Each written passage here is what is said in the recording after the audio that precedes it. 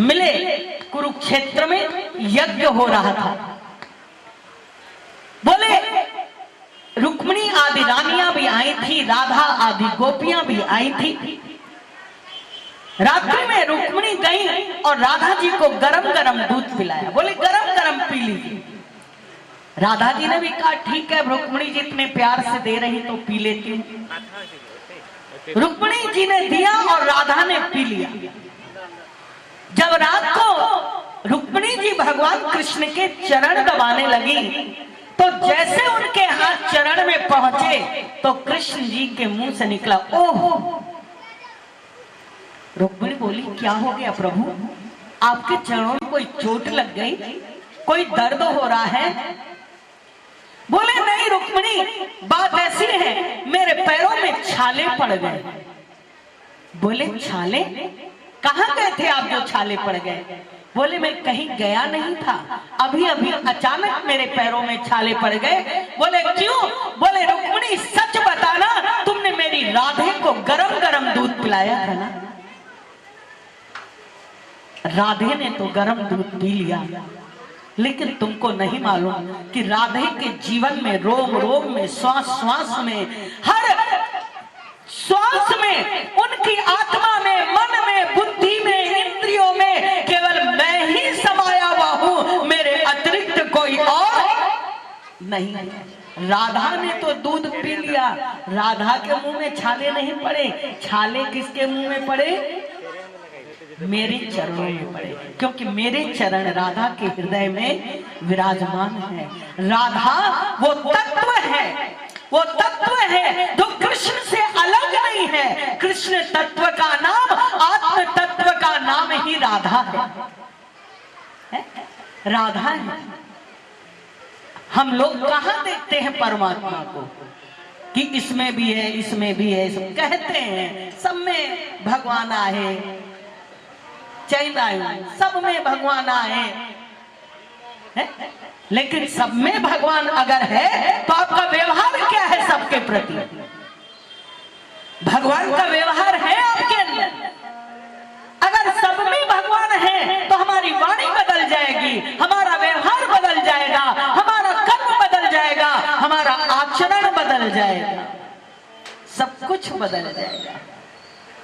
तुम सब में भगवान देखो तो सही। जित देखूं तित श्याममयी है, जिधर देखता हूं तू ही तू नजर आता है। अभी तो हम सब माया में ग्रसित हैं, ना मैं और ना तू। अभी तो हम सब मैं तू, मैं तू, मैं तू, मैं तू, मेरा तेरा, तेरा मेरा, इसी में सब फंसे हुए, इसी कीचड़ में, इसी दलदल में हमारा जीवन व्यतीत हो रहा है। कभी कभी किसी संत की कृपा हो जाती है जो हमको इस माया के प्रपंच से मुक्त कर देता है। नंदलाल ने कहा तू बोले अभी भी तू माया के अंतर्गत है, बताओ। तब उसने कहा गुरुदेव क्षमा करना, क्षमा करना, ना मैं हूं ना मैं तू हूं, मैं तो आपका एक दास हूं, आपका प्यारा सा एक बच्चा हूं, बाकी मुझ में कुछ भी नहीं है। गुरु गोविंद सिंह ने दरवाजा खोल दिया, बोले यही भगवान प्यार चाहता है, उसकी गोद में खेलो, अहंकार को छोड़ दो। ध्यान देना, इसीलिए कहा कि जागे रे भाग्य मेरे जागे, संतों के संग नाम जोड़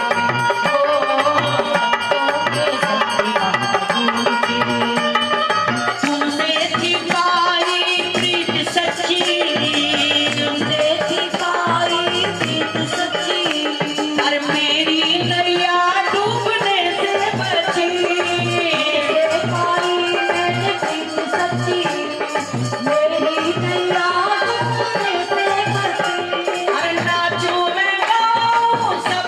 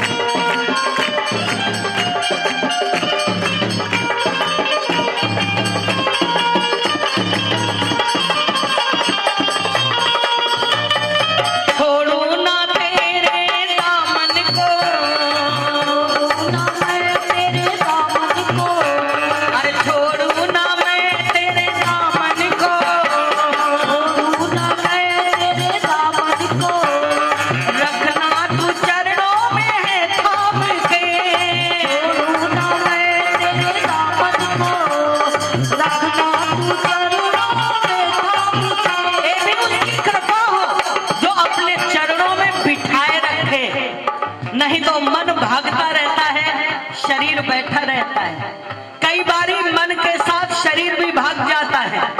सदगुरु की शरण में रहना भी आसान नहीं है, संतों के संग रहना भी आसान नहीं है। बहुत लोग दुखी होते हैं, हम उनको कहते हैं आओ हमारे पास आ जाओ। दुनिया में कहीं वैकेंसी ना हो, लेकिन संतों के पास हमेशा वैकेंसी रहती है। घर वाले भी निकाल देते हैं, परिवार वाले भी निकाल देते हैं, समाज से निकाल देते हैं। संत कहते हैं आओ आओ, लेकिन वहां आपकी जाने की हिम्मत नहीं पड़ती, वहां रहने की आपकी हिम्मत नहीं पड़ती। दुनिया में भटकेंगे, दुनिया में जाएंगे, लेकिन संतों के पास कई बार लोग कह रहे हैं संतों के पास बड़ो कष्ट आए। हमका दुनिया में बहुत सुख है, एक हाथ उठा दे कि मैं बहुत सुखी हूं, और हम उठाते हैं हाथ कि हम बहुत सुखी हैं। हमारे जैसा कोई सुखी, आप दुनिया में रहते हो, लड्डू पेड़ा बर्फी मकान दुकान कार बंगला गाड़ी, आप एक गाड़ी में जिंदगी में बैठते होगे, हम लोग रोज ही नई गाड़ी में बैठते हैं। आपने तो एक गाड़ी खरीद ली, पर्याप्त तो हो गया कि भैया बड़ी भारी गाड़ी हमने खरीदी है, बड़ी महंगी गाड़ी खरीदी है। अरे हमने कहा तुम तो खरीद के रो रहे हो, हम लोग बैठ के उतर जाते हैं, बैठ के उतर जाते हैं। दिन भर में हर थोड़ी देर में अलग गाड़ी हमको लेने आती है। तुमको थाली कभी यूं भी मिलती होगी, घर में गुस्सा होता होगा, तनातनी होती होगी, हस्बैंड वाइफ का झगड़ा हो जाता होगा, तो फुल्का भी थोड़ा जोर से फेंकते होंगे, वठो थोड़ा जोर से भी बोलते होंगे। लेकिन हम लोगों को जब भी खाना मिलता है तो बड़े प्यार से मिलता है, बड़े रिस्पेक्ट से मिलता है, आदर से मिलता है। अरे खाइए, अरे खाइए, असा जो भाग आया था असा जा घर आया हो, चो छा खाइंदो, छा खाइंदो, छा खाइंदो, असा चाहता है कुछ ना खाइंदा से। लेकिन फिर भी आपको जब संतों का भोजन होता है कितनी खुशी होती है कि आज हमारे घर में संत आएंगे। कितनी सुंदर बात कही है, बड़ा सुंदर,